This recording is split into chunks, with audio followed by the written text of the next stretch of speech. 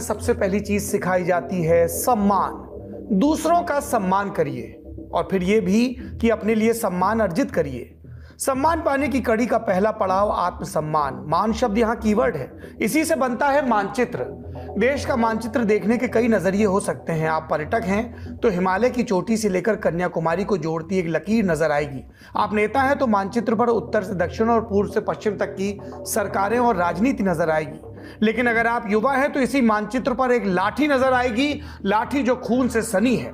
उत्तराखंड की राजधानी देहरादून की तस्वीरें ताजा हैं, लेकिन ये लाठी गाहे बगाहे हर राज्य में नजर आ जाती है, जिसकी चटक में युवाओं की चमड़ियां चिपकी हुई हैं।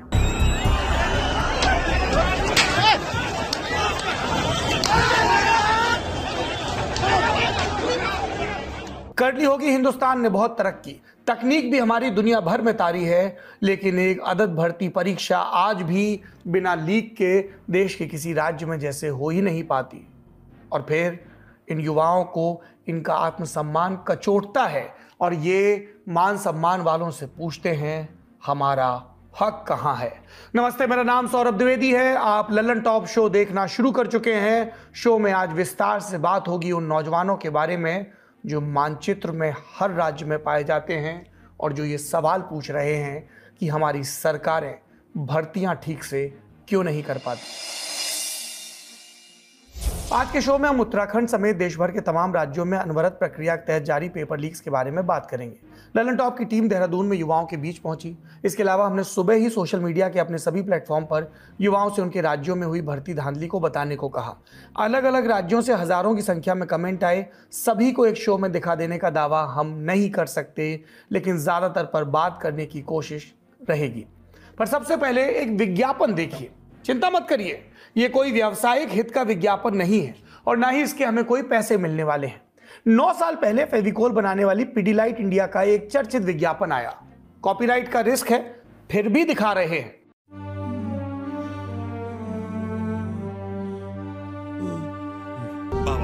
बाबा ये क्या है बाबा? बाबा इतना तो टैक्सी में आने जाने का भाड़ा लग जाता है बाबा।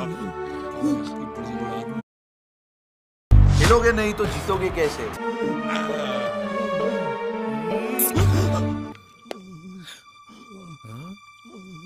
तो आपने देखा विज्ञापन में एक बुजुर्ग मरणासन स्थिति में लेटे हैं। वकील से वसीयतनामा बनवाकर अपने तीनों बेटों को देते हैं। एक बेटा कहता है, बाबा ये क्या दिया आपने, इतना तो बस के किराए में खर्च हो जाता है। जबरन वो वसीयतनामे की रकम में 2-3 जीरो बढ़वा लेता है। फिर जब वो घर की देहरी पर खड़ा होता है और वसीयत की रकम देखता है, तभी टपकती छत से एक बूंद कागज पर गिरती है और जीरो के आगे लगा 1 मिट जाता है।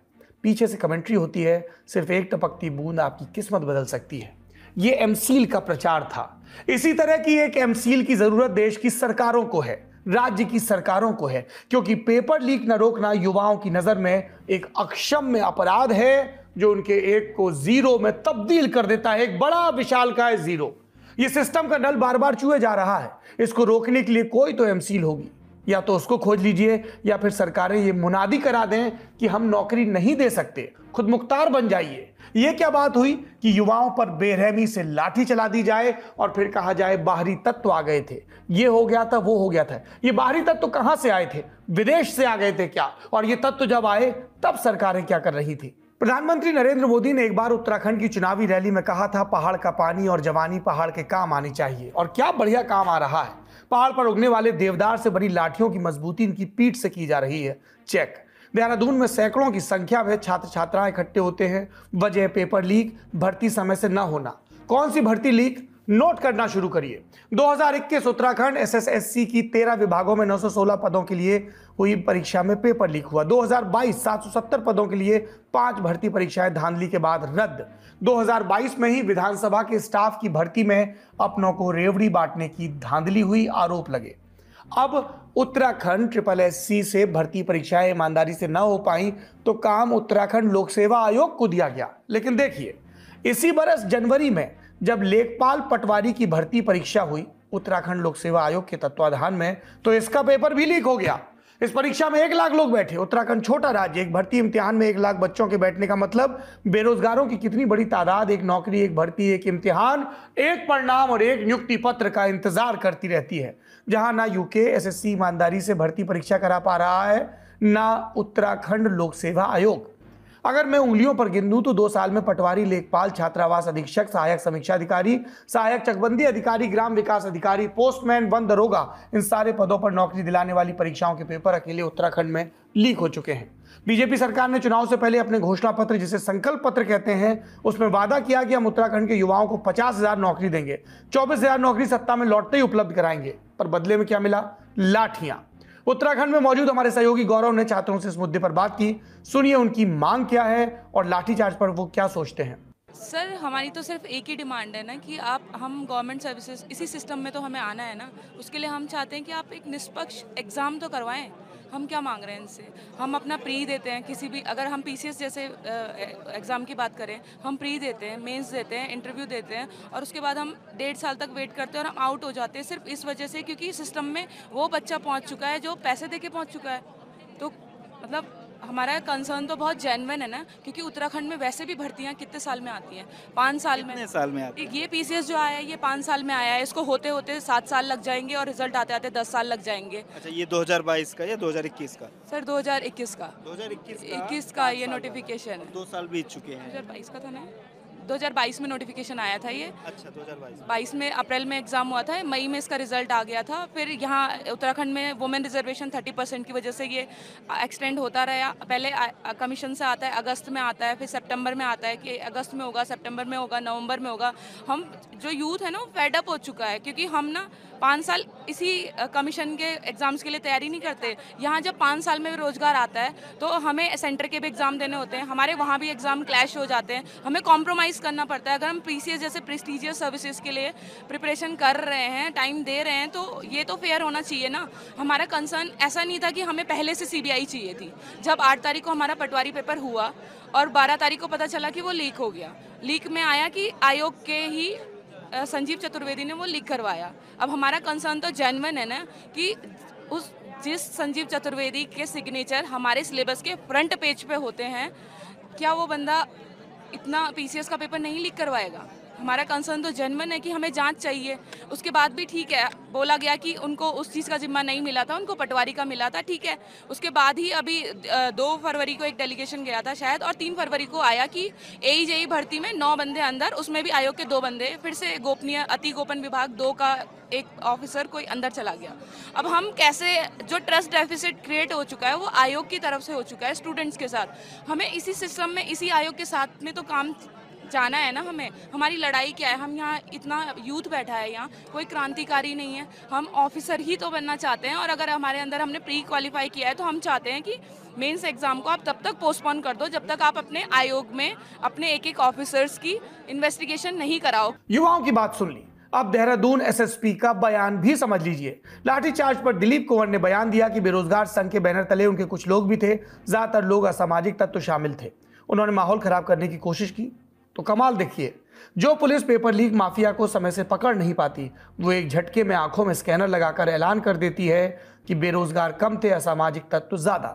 लड़कियों को भी लाठियां लगी, क्या वो भी असामाजिक तत्व थी? युवाओं पर पथराव का आरोप है, उनमें गिरफ्तारियां भी हुई। प्रदर्शन में हम हिंसा के साथ कभी खड़े नहीं हो सकते, कानून अपना काम करे, लेकिन युवाओं के मुद्दों और मांगों से छल नहीं होना चाहिए। दुखद किंतु सत्य, ये छल हर राज्य में हो रहा है। हमें समझ नहीं आता किस राज्य का नाम लें और किसका छोड़ दें। उत्तराखंड के अलावा यूपी, बिहार, झारखंड, एमपी, राजस्थान, छत्तीसगढ़, गुजरात, हिमाचल, अरुणाचल, हर राज्य में भर्ती परीक्षाएं लीक हुई। राज्य में अलग अलग सरकारें, अलग अलग पार्टियां, आप में से कुछ लोगों की उन पार्टियों के लिए वफादारी भी होगी, लेकिन आपकी और हमारी वफादारी सबसे पहले इन नौजवानों के लिए है, हमारे वक्त के लिए है, हमारे वर्तमान के लिए है। और पेपर लीक, उसको एक मुलम्मा दे दिया जाता है। सिस्टम ही ऐसा है, सबको लीकेज रोकने के लिए दिल करता है एक एक एमसील गिफ्ट कर दी जाए। आप कहेंगे इस ब्रांड का प्रचार कर रहे हैं, हम सिस्टम की खामियों का प्रचार कर रहे हैं और बहुत तकलीफ के साथ कर रहे हैं। हमने जब युवाओं से उनके राज्य में हुए पेपर लीक के बारे में जानकारी मांगी तो दिमाग चकरा गया। कुछ कमेंट पढ़े देता हूं, हजारों में से कुछ।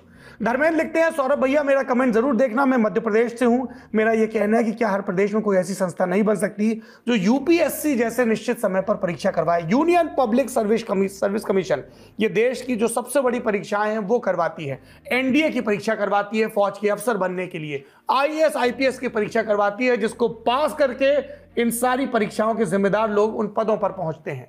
यूपीएससी पर लोगों का भरोसा है, यानी ऐसी संस्थाएं हैं, ऐसे उदाहरण हैं जिनका पालन करके पेपर लीक से छुटकारा मिल सकता है। सुनील क्या लिखते हैं, राजस्थान में तो भैया वैकेंसी बाद में आती है, पहले ही पेपर लीक हो जाता है। बिहार के मनीष लिखते हैं, बिहार से हूं, तेजस्वी भैया ने पहली कलम से 10 लाख सरकारी नौकरी देने को कहा था, पर दुख की बात है शायद भैया की कलम कहीं खो गई। आलोक लिखते हैं, उत्तर प्रदेश में पेपर लीक नहीं होते, यहां नीचे से पेंदी ही काट दी जाती है ताकि बाहर से सब कुछ पारदर्शी लगे। हजारों कमेंट आए, सब पढ़ने लगा तो रात बीत जाए, पर सब में व्यथा वही है, पेपर लीक और भर्ती में देरी। आज हम आपको किसी व्हाटअबाउटरी में फंसने नहीं देंगे। इस राज्य का बता रहे हैं तो उस राज्य का क्यों नहीं बताया। शुरू में हमने जिस मान कीवर्ड की बात की उसी से मानचित्र पर चलते हैं। बारी बारी से 2 बीजेपी शासित और 2 गैर बीजेपी शासित राज्यों की पेपर लीक की लिस्ट देखिए। सबसे पहले उत्तर प्रदेश, जहां बीजेपी की सरकार है।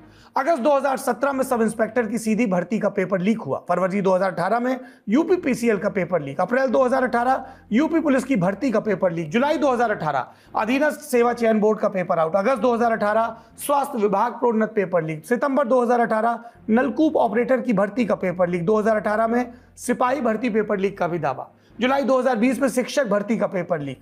अगस्त 2021 बीएड प्रवेश परीक्षा का पर्चा लीक। अगस्त 2021 में ही पीईटी का पेपर लीक। नवंबर 2021 यूपी टेट पेपर लीक। अक्टूबर 2021 सहायता प्राप्त स्कूल शिक्षक प्रधानाचार्य का पेपर लीक। ये यूपी की लिस्ट है। अब बगल के राजस्थान चलते हैं, यहां कांग्रेस की सरकार है। जुलाई 2014 में आरएएस भर्ती पेपर लीक होने से रद्द हुई थी।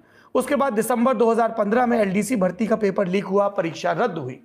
फिर मार्च 2018 आया, अभी तक वसुंधरा सरकार चल रही है। कांस्टेबल भर्ती की पेपर लीक हुआ, पेपर रद्द हुआ। अब आ गई गहलोत सरकार। 2019 में पटवारी भर्ती को रद्द करना पड़ा। फिर दिसंबर 2019 में लाइब्रेरियन परीक्षा का पेपर लीक हुआ। दिसंबर 2020 जूनियर इंजीनियर भर्ती परीक्षा का पेपर लीक। 2021 सब इंस्पेक्टर और रीट भर्ती में पेपर लीक का आरोप। अब गुजरात चलते हैं। आप कहेंगे गुजरात भी, जी यहां भी खूब पेपर लीक हुए, जहां लंबे समय से बीजेपी की सत्ता है। 2014 जीपीएससी चीफ ऑफिसर का पेपर लीक होता है। 2015 तलाटी का पेपर लीक होता है। तलाटी कहते हैं गुजराती में पटवारी को। 2016 जिला पंचायत के तलाटी पेपर लीक। फिर 2018 टीएटी शिक्षा विभाग का पेपर लीक। 2018 में ही मुख्य सेविका का पेपर लीक। इसी बरस एलआरडी लोक सेवक दल का पेपर लीक। अगला बरस 2019 गैर सचिवालय क्लर्क का पेपर लीक। 2021 हेड क्लर्क का पेपर लीक। इसी साल डीजीवीसीएल का पेपर लीक। इसी साल सब ऑडिटर का भी पेपर लीक। 2021 अब आता है 2022 चुनावी बरस, वन रक्षक भर्ती का पेपर लीक। और 2023 का बरस शुरू हुआ तो Gujarat panchayat service selection board की जूनियर क्लर्क की भर्ती का भी पेपर लीक हो गया।